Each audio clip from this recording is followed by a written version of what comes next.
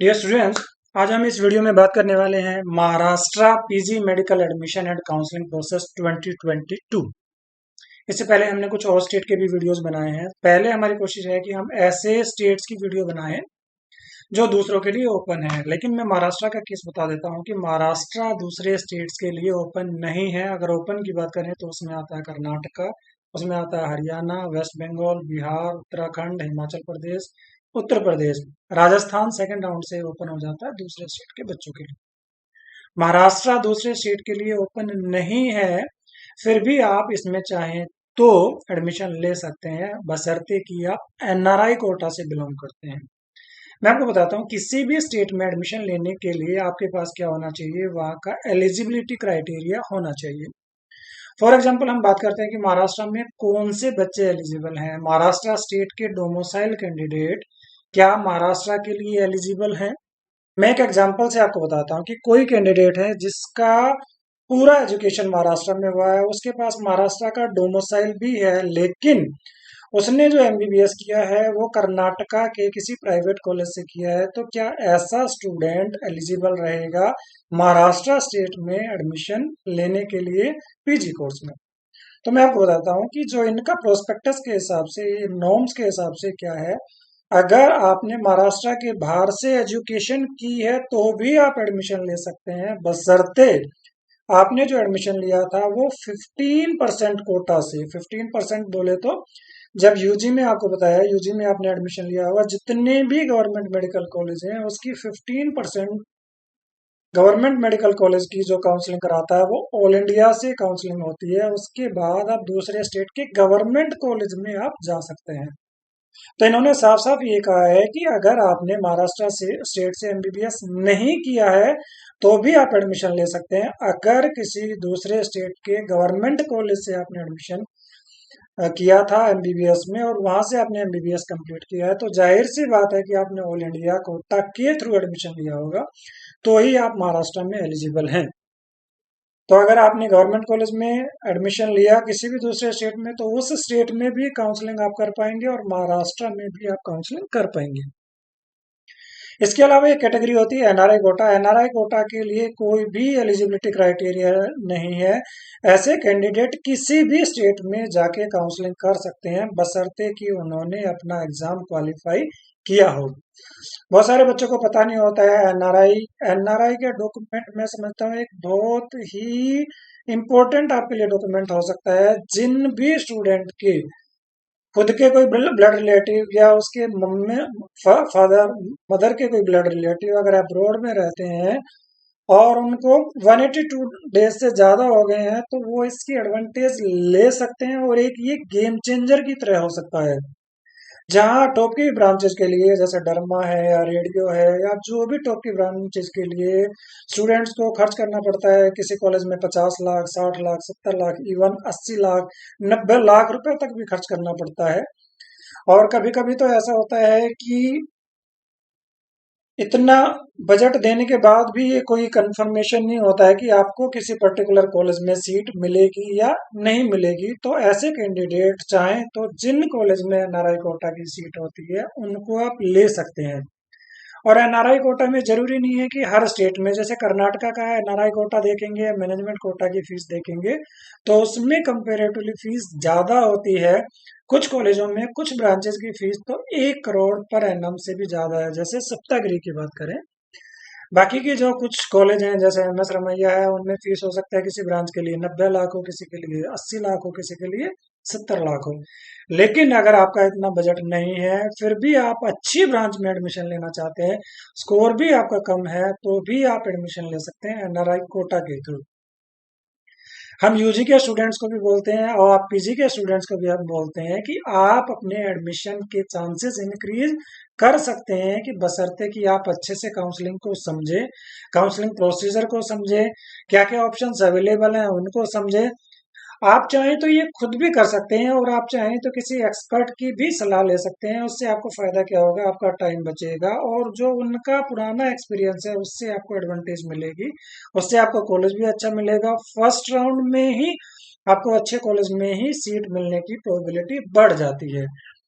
जैसे आप सबको पता है एग्जाम आपका ऑलरेडी हो चुका है, अब आप इंतजार कर रहे हैं रिजल्ट का। रिजल्ट कभी भी डिक्लेयर हो सकता है 15 से 20 जून के बीच में।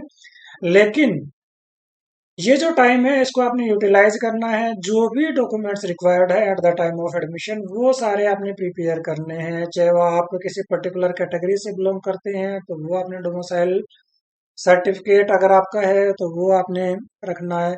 इसके अलावा जो भी सर्टिफिकेट या डॉक्यूमेंट्स रिक्वायर्ड है, अगर उनमें से कोई डॉक्यूमेंट अभी आपके पास नहीं है तो टाइमली आपने प्रिक्योर कर लेना है। फॉर एग्जाम्पल अगर आप ईडब्ल्यूएस कैटेगरी में हैं तो अगर आपने उसका सर्टिफिकेट लेना है तो उसको आपने टाइमली बनवा लेना है। आप ओबीसी कैटेगरी में आते हैं तो आपके पास ओबीसी एनसीएल का जो सर्टिफिकेट होना चाहिए वो आपने टाइमली प्रिपेयर करा लेना है। इसी तरीके से जो बच्चे एनआरआई कोटा में एडमिशन लेना चाहते हैं उनको भी टाइमली अपने डॉक्यूमेंट रेडी कर लेने चाहिए। अब बात आती है कि इनकी जरूरत कब पड़ेगी। ये डॉक्यूमेंट की जो एनआरआई कोटा के डॉक्यूमेंट की हम बात करें, इनकी जरूरत आपको कब पड़ेगी मैं आपको बताता हूँ कि जैसे ही आपका रिजल्ट आ जाएगा विद इन ए वीक आप मान के चले, मैं अज्यूम कर लेता हूँ कि 15 जून को आपका रिजल्ट आ जाता है तो 10 दिन के अंदर अंदर ऑल इंडिया का नोटिफिकेशन आ जाएगा जिसमें जितने भी गवर्नमेंट मेडिकल कॉलेज है उनकी 50% सीटें और जितनी भी डीम्ड मेडिकल कॉलेज है उनकी 100% सीटें आएंगी। उसमें एनआरआई कोटा की सीट भी होंगी और मैनेजमेंट की सीट भी होंगी। अगर किसी स्टूडेंट को लगता है उसके जस्ट क्वालिफाइंग मार्क्स है और उनकी किसी बहुत अच्छी ब्रांच में बहुत अच्छे कॉलेज में, जैसे मैं अगर डीम्ड की बात करूं तो डीम्ड में मैंने पहले ही बताया कुछ डीम्ड काफी अच्छे हैं। जैसे मैं बात करूं कस्तूरबा का मणिपाल हो गया, कस्तूरबा मैंगलोर हो गया, या जेएसएस हो गया, अमृता हो गया, श्री रामचंद्रा हो गया, भारतीय विद्यापीठ भी आप ले सकते हैं, डीवाई पाटिल ले सकते हैं, एमजीएम ले सकते हैं। इसी तरीके से बहुत सारे, या आपका उड़ीसा के हैं एसयूएम, उनको भी आप ले सकते हैं। और तो अगर जैसे ही आपको आइडिया हो गया कि मेरा इतना स्कोर आने वाला है और अगर आपको लगता है कि आप क्वालिफाई कर लेंगे तो आपको डॉक्यूमेंट रेडी कर लेने चाहिए। जैसे मैंने बताया कि आपका नोटिफिकेशन आ जाएगा, अगर 15 तक रिजल्ट आ जाएगा तो ऑल इंडिया का नोटिफिकेशन आ जाएगा आपका 25 तारीख तक। और जिन बच्चों ने as a general candidate apply किया है उनको एक अपॉर्चुनिटी दी जाएगी 2 या 3 दिन की, जिसमें वो अपने डॉक्यूमेंट अपलोड करके अपनी कैटेगरी चेंज कर सकते हैं जनरल कैंडिडेट से एनआरआई कैंडिडेट के लिए।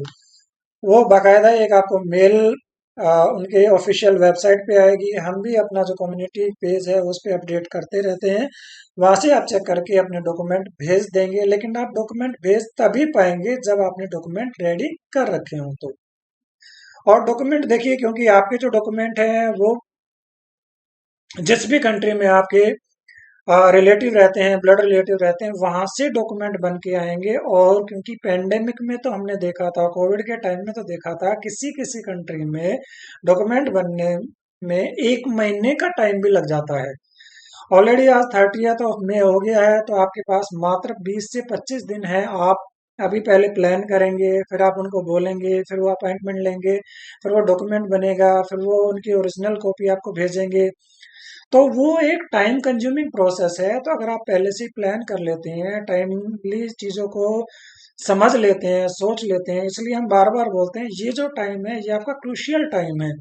इसमें अपनी चीज़ों को समझना है। चीज़ों को समझने के बाद जो भी डॉक्यूमेंट्स हैं उनको रेडी कर लीजिए। कभी कभी डॉक्यूमेंट बनवाते टाइम कुछ माइनर मिस्टेक्स भी हो जाती है, अगर उसको रेक्टिफाई करना पड़ गया तो वो भी एक लेंदी प्रोसेस हो जाएगा और कहीं ना कहीं आप पहले राउंड से चूक जाएंगे।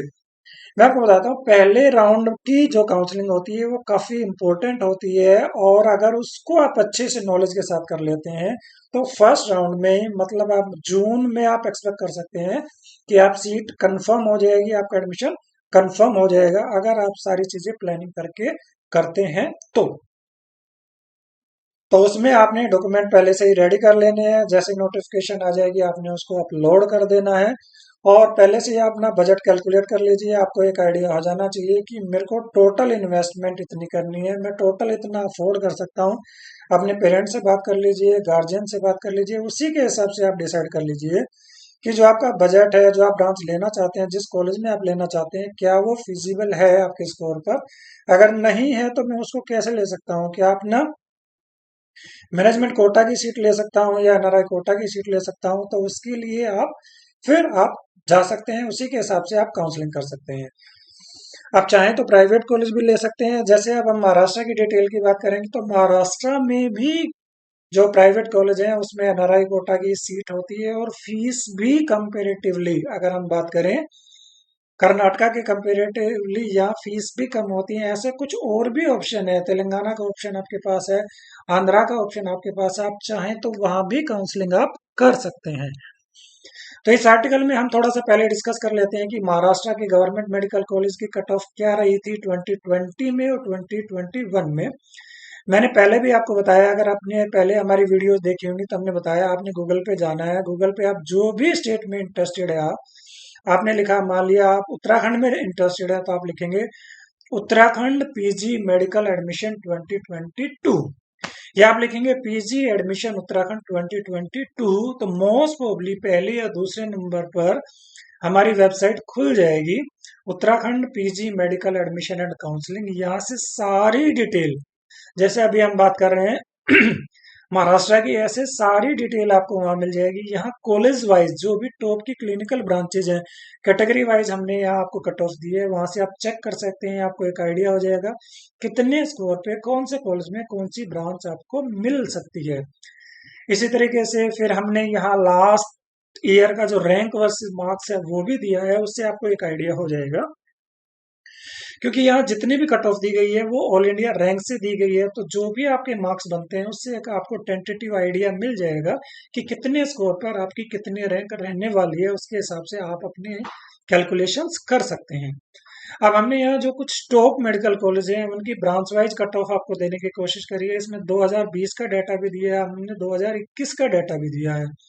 ऐसे कुछ और भी कॉलेज हैं, उनकी भी आप यहाँ से डिटेल चेक कर सकते हैं। जब इस आर्टिकल के आप लास्ट में जाएंगे तो हमने सारी चीजें आपको यहाँ दूसरा कॉलेज है लोकमान्य तिलक मेडिकल कॉलेज, उसकी भी branch wise cut of the है। इसी तरीके से यहाँ एलिजिबिलिटी के क्राइटेरिया क्या रहता है, काउंसलिंग का प्रोसीजर क्या रहता है, काउंसलिंग कब स्टार्ट होती है वो भी दिया हमने। और यहाँ जैसे हमने आपको यहाँ बताने की कोशिश भी की है कि यहाँ के जो कॉलेज की फीस कितनी रहती है। जैसे हम बात करें ACPA मेडिकल कॉलेज, हालांकि लास्ट ईयर इसमें कुछ प्रॉब्लम हो गई थी और लास्ट मोमेंट पे इसके MBBS के एडमिशन रोक दिए गए थे, तो इस बार आपको पहले से चेक कर लेना है। जैसे यहाँ की बात करें, जो बच्चे मेरिट लिस्ट से एडमिशन लेते हैं, चाहे आप किसी भी ब्रांच में, चाहे रेडियो है, डर्मा है, मेडिसिन है, सर्जरी है, ऑप्थल, ENT, कोई भी ब्रांच में आप एडमिशन लेते हैं तो उसके लिए फीस रहती है मात्र 8 लाख रुपए।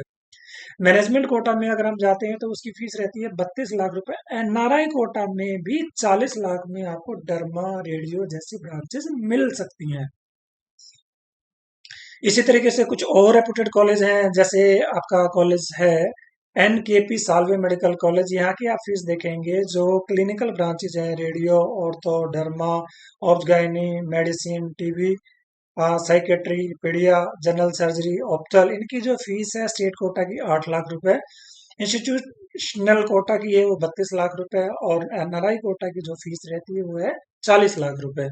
जबकि कुछ ब्रांच है जैसे ENT और अनेस्थीसिया है, उसकी तो जो NRI कोटा की फीस है वो भी आपकी 40 लाख रुपए, 24 लाख रुपए।